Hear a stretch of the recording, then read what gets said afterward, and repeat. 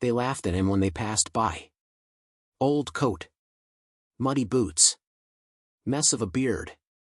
Shaky hands clutching a cardboard sign that read, "Hungry. Anything helps. God bless." He sat every day just across from the gate of the military base. Like clockwork, he'd be there before the first shift arrived, quietly nodding at the guards, speaking only when someone met his eyes, which rarely happened. To most, he was just another homeless man. A nobody. Soldiers in pressed uniforms walked past him without a second glance. Officers avoided eye contact. New recruits whispered jokes when they thought no one was listening. No one asked why he chose that exact spot. No one wondered why he sat so straight-backed, as if still standing at attention. No one noticed the military tattoo on his left forearm, partially hidden beneath a fraying sleeve. But I did. He was my grandfather. I used to watch him from across the street, heart-heavy, unable to approach. He didn't want my help. He refused to come live with us. Said he had unfinished business, whatever that meant. When I asked why he wouldn't let us take care of him, he'd just shake his head. "I belong here," he'd mutter. "I'm not done yet." At the time, I didn't understand. He'd served over 30 years in the Marines. Fought in 2 wars. Led missions that are still classified. But after retirement, things spiraled. My grandmother passed. Bills piled up. The VA lost his paperwork. Within 3 years, he went from honored veteran to sleeping under a bridge. It was one of those hot, dusty afternoons when everything changed.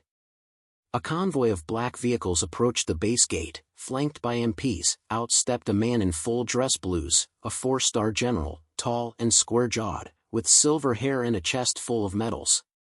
The guards snapped to attention. Everyone turned.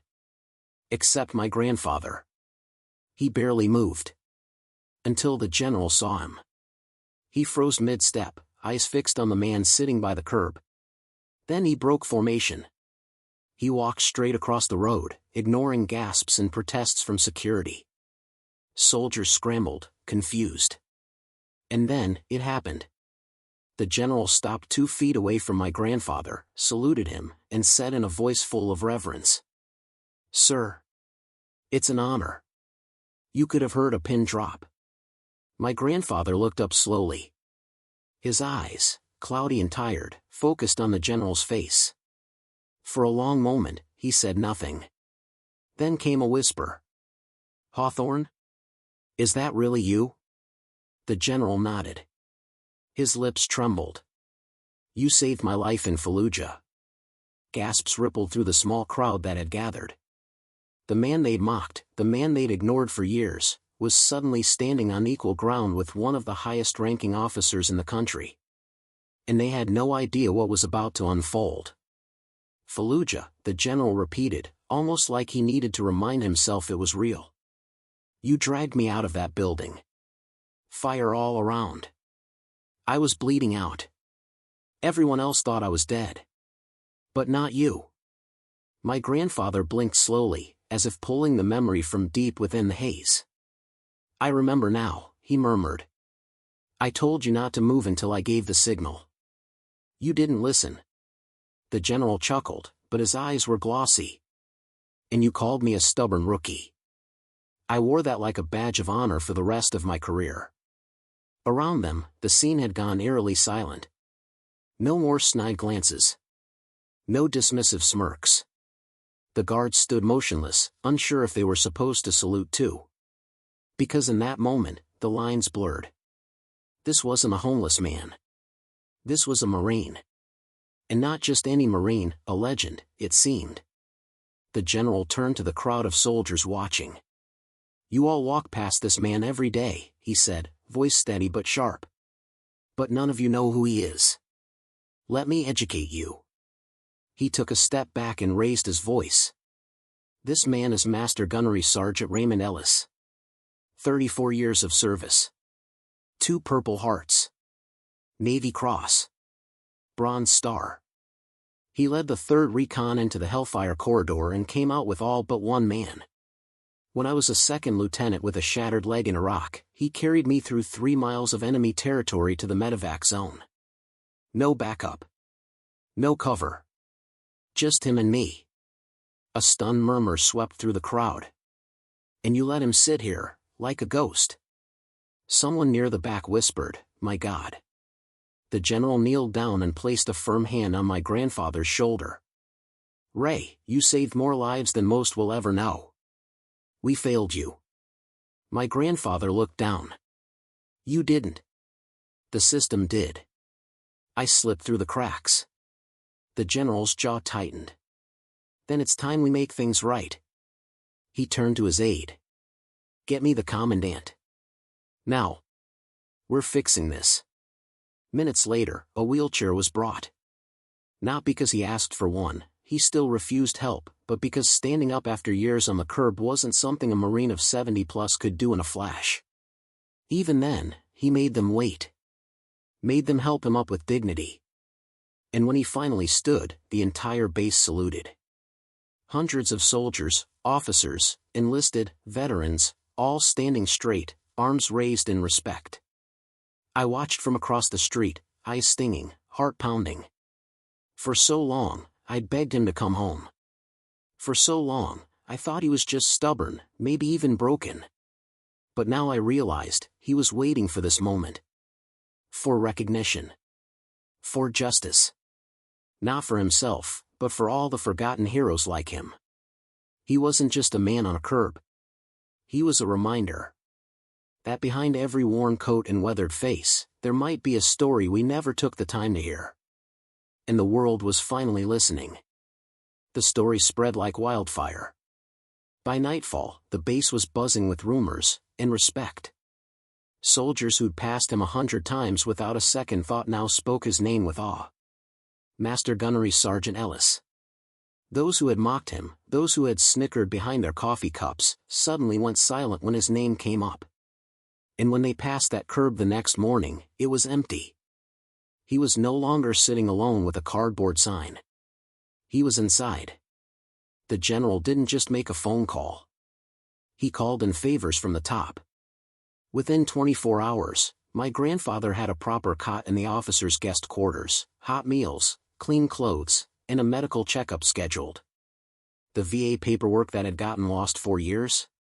Magically found and expedited. And still, he said very little. He wasn't angry. He wasn't bitter. He was tired. Like a man who had held his breath for 2 decades and was finally exhaling. I visited him that afternoon. He was seated on the edge of a bed, in a room that smelled like soap and fresh linen, so different from the dust and gasoline stench of the roadside. He looked up when I walked in. "Did you see it?" he asked softly. "I saw everything." He nodded, then stared at the blank wall in front of him. "It wasn't just for me." "I know," I said. "It never was." Later that week, the base held an impromptu ceremony. They tried to make it formal, but you could tell it came from the heart. Officers stood at attention. Young recruits straightened their backs. And at the front of the formation, my grandfather, finally in uniform again. Not the original one. That had been sold off, piece by piece, when he had no money left. But they found one that fit, crisp and perfect, with his old ribbons stitched into place. As he stood under the sun, the general stepped forward. "Master Gunnery Sergeant Ellis, this base owes you more than a salute. You are the standard we aim to live by." He then handed my grandfather a folded American flag. Not a replacement, but the very one that flew over the unit during the Battle of Fallujah, kept in storage all these years. My grandfather's hand trembled as he accepted it. He didn't cry. He didn't speak. But you could feel it, something inside him had been healed. Later that evening, as he sat beside me on a bench near the barracks, he whispered, "I thought I was invisible." "You were never invisible," I said. "Just too big for small eyes to see." He chuckled. "You always did talk like your grandmother." That was the first time he'd mentioned her in years. And for the first time since she died. I saw a spark in his eyes. The news didn't stop at the base. By the end of the week, the story hit local media. Homeless vet honored by General, the headline read. A photo showed my grandfather standing stiffly in uniform, a folded flag in his arms, eyes closed like he was listening to ghosts. And then the phone calls started. Veterans from across the state called the base. Some recognized his name. Others had served under him. A few had stories to share, wild stories, unbelievable stories, like the time he disarmed a roadside IED with nothing but a pen and grit. Or the time he negotiated a ceasefire in a remote village by stepping out alone, hands raised, in the pouring rain. But the most heartbreaking calls came from those who weren't in the stories, the ones who said, "That could have been me." Men who had worn the same uniform. Slept in the same trenches. Fought the same war. But now lived in shelters, or under bridges, or in cars parked behind gas stations. "Your grandfather reminded me who I used to be," one man said over speakerphone. That got to him. I watched his jaw clench. His fingers twitched, like he was holding back years of rage, grief, and guilt all at once. That night, over lukewarm coffee in the base lounge, he finally said what he'd been holding in. They forgot us. Not just me. All of us. We gave everything, and then, nothing. I stayed quiet. Sometimes silence is the only way to honor a truth too big for words. He leaned forward. But if my being on that sidewalk did something, even one damn thing, then maybe it was worth it. He wasn't the only one thinking that way. 2 weeks later, the base launched a program in his name, Operation Ray. A task force created to find, support, and reintegrate homeless veterans in the area. Medical screenings. Temporary housing. Job training. Counseling. The works. The general didn't just sign off on it, he led it. He said, "We failed one of our best. We won't fail the rest." And they didn't. Within the first month, over 60 veterans were registered. 30 found housing. 12 got jobs on the base itself, cooks, groundskeepers, mechanics. But they weren't hired out of pity. They were damn good at what they did. One man, a quiet Vietnam vet, fixed a generator that 3 young techs couldn't figure out. Another taught self-defense classes to the recruits, and his moves were smoother than the 20-year-olds watching him. It was like my grandfather's story had awakened something. Not just guilt. Pride. A memory of who they had been, and who they still were. And in the center of it all, a man who once sat on a curb with a sign and a story no one cared to hear. Until now. The base had transformed. Where there once was silence and avoidance, now there was movement and meaning. Every corner seemed to echo the change sparked by my grandfather's quiet strength. But it wasn't over. A month into Operation Ray, a manila envelope arrived for him. No return address. Just his name, handwritten in clean, careful cursive, Master Gunnery Sergeant Raymond Ellis, Ret. He opened it slowly, hands steady but cautious, like it might contain something fragile. Inside, a letter, thick stock paper, government seal at the top. And beneath that seal, the words. Presidential Commendation, for service beyond duty. I watched his lips move as he read. His brow furrowed. His shoulders squared. At the bottom, a signature. The President of the United States. They were honoring him, not just for his battlefield service, but for what he did after, reminding a nation of its debt to those who had served and been forgotten. And for the first time since I'd known him, he looked unsettled. "You okay?" I asked. He stared at the letter for a long moment before answering. "I didn't ask for this." "I know. But you earned it." His voice dropped to a whisper. "Then why does it feel heavier than anything I carried in combat?" I didn't answer. Because deep down, I think I understood. Combat gives you orders. A medal gives you expectations. But recognition, that gives you weight. It says the world sees you now, and it's watching. Soon after, reporters came knocking. Interviews. Cameras. Questions. He sat for a few, answered politely, but never with flair. He refused talk shows. Declined book deals. Turned down a documentary proposal. "This isn't about me," he told them. "This is about us." Still, the spotlight followed him. One afternoon, a group of school kids came to the base. 5th graders. Bright-eyed. Loud. Curious. One of them spotted my grandfather and shouted, "Hey! That's the guy from TV." The teacher tried to hush him, but my grandfather chuckled. "Come here, all of you." He kneeled, knees creaking, pride intact, and told them stories. Not about battles. Not about medals. But about choices. About what it means to stand for something, even when no one is looking. Even when you're cold, alone, and holding a sign no one reads. "You don't need a uniform to serve," he said. "You just need a spine. And a heart." One of the kids raised her hand and asked, "Are you a hero?" He looked at her for a moment, then replied, "I'm just a man who didn't walk away." She nodded solemnly, as if she understood. Maybe she did. That night, back in his room, I saw him pin the letter from the president next to a black and white photo of my grandmother, her young face full of fire and wisdom. "Still not sure I deserve it," he whispered. I smiled. "She'd say you do." He looked at me. "Yeah. She would, wouldn't she?" And for the first time in years, maybe decades, he allowed himself a small, quiet tear. Autumn came early that year. Leaves drifted across the base, the air sharp with the scent of pine and engine oil. My grandfather took daily walks now, not far, just enough to feel the wind on his face and remind his legs what they were made for. Everywhere he went, people greeted him with respect. "Good morning, Sergeant." "Semper Fi, Gunny." Some saluted. Others asked for stories, wisdom, or sometimes, just silence, sitting beside him like students at the feet of an old master. But he didn't stay within the base. One afternoon, he asked me to drive him to the edge of town. No explanation. Just a quiet, "There's somewhere I need to go." We pulled up to a weathered cemetery, the kind only veterans seemed to visit regularly. Headstones leaned slightly under time's weight, flags fluttering at the foot of a few.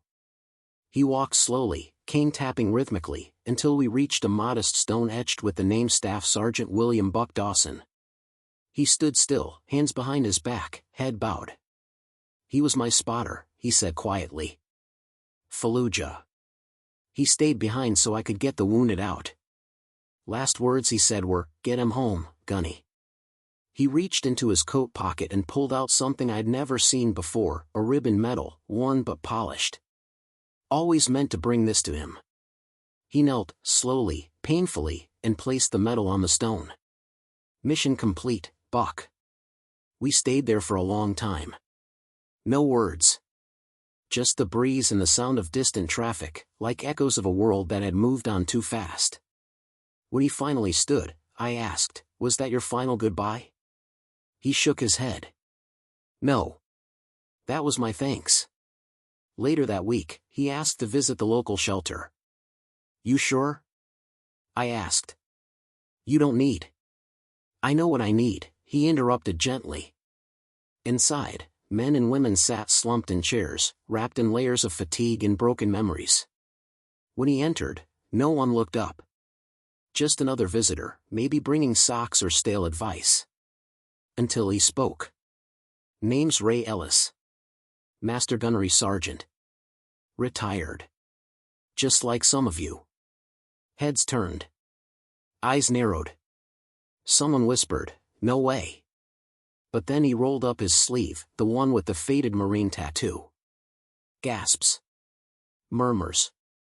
Someone stood and saluted instinctively. He didn't preach. He didn't lecture. He told the truth. About pain. About pride. About being forgotten and forgiving the world anyway. "I sat on a curb for 5 years," he said. "People spat near me. Laughed. Called me trash. But I'm still standing. So can you." And for the first time since he left active duty, I saw it again. Command presence. The ability to lift others, not by force, but by example. He left that day without applause. No cameras. No reporters. Just a quiet handshake and a few tearful eyes. But the next morning, 2 men from that shelter came to the base and asked to sign up for Operation Ray. And then 5 more. Then 9. And the ripple kept moving. Because when one forgotten voice is finally heard, it can echo farther than 1,000 shouted speeches. Winter came early and hard that year. The winds blew sharp, howling through the base like whispers from the past. The skies above were a dull, endless gray, the color of old steel, and the ground was crusted with thin, hard snow that crunched beneath every step. Even the youngest soldiers moved slower in that weather. There was a stillness in the air, a quiet that seemed to press on your chest. My grandfather's walks had become shorter.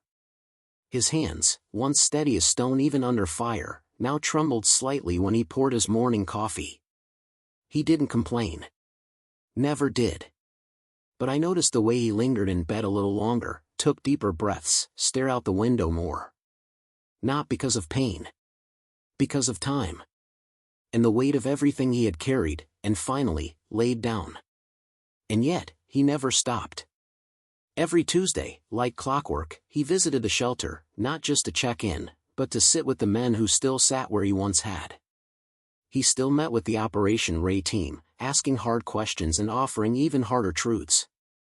And every morning, no matter how cold or stiff his joints, he stood tall when the flag was raised, hand to his brow, the salute crisp and unwavering. One morning, as I helped him button his coat, fingers slower than they once were, but still stubborn, he paused, looked up at me, and said quietly, "Tomorrow, take me to the curb." I didn't ask which one. I already knew. The next morning, I wheeled him out just after sunrise.